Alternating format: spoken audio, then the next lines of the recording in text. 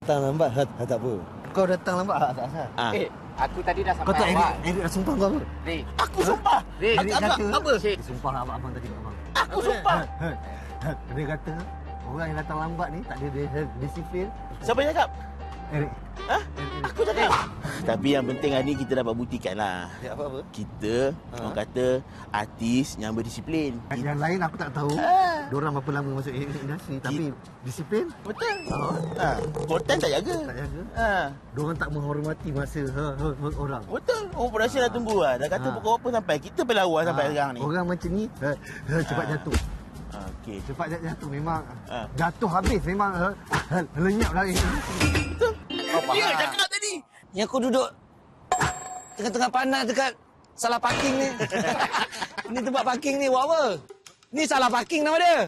Yelah, sebab ini parking kenderaan bukan parking kita. Ni bukan tempat parking orang. Ni parking kereta. Nampak? Dah, cukup.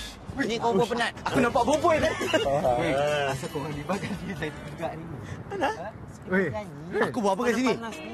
Aku buat apa kat sini? Mana sini? Kau datang sini buat apa? Syashik panggil tadi. Dia cakap suruh hantar barang. Kau mentang-mentang dah jadi champion. Orang nombor 2 kau suruh hantar barang. Weh! Kenalkan diri di tengah panas ni. Kenalkan diri. Kau dah kenalkan? Kau dah. Kita datang awal kot. Abang ikut urutan. Oh, okey. Saya Bel. Ya. Yeay. Sudah. Di tengah panas ni juga, saya ingin memperkenalkan diri saya. Saya lah tadi. Saya Nami. Dan sekarang kita tak tahu nak buat apa. Dan di sebelah saya ni, saya sangat bangga untuk introducekan. Kau buka Nanti tak tahu. Ya, ada kenalkan diri dia. Tak payah host. Saya bukan host. Hai, Assalamualaikum. Saya Nakyu. Itu je lah. Senang je kerja. Bye. Bukan, kartun. Wish, silau siap. Ada? Memang dari tadi silap. Van petrol ni bukan van diesel. Assalamualaikum. Van petrol. Van petrol, apa khabar? Oh, Azad, ada lebih petrol? Ron 95. Banyak kamera ni. Dengan baju korporat ni nak rasmi apa? Syuting. Syuting. Ini kita panggil syuting. Ada banyak kamera. Abang pilih apa nak kamera tu. Ini kamera. Banyak. 1, 2, 3, 4, 5, 6, 7. 7 kamera kita. Sekejap. Buat apa dia? Sekejap. Angin kuat sini Terbang buat abang Dia boleh tea kan?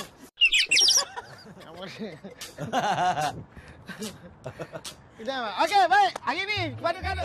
Kita tak ada pengacara. Oh, tak. Tak ada. Rancangan ni tak ada pengacara. Sekarang yang paling penting kau kenalkan diri kau. Baik, kepada anda kamera nombor 1 ni ada 7 ni. Mana? Yang mana? Yang ni. Yang kau, bang. Right, ambil aku ni. Baik. Cakap elok-elok, cakap baik-baik. Jangan menekan sangat. Jangan lupa untuk saksikan pada minggu. Kenalkan diri.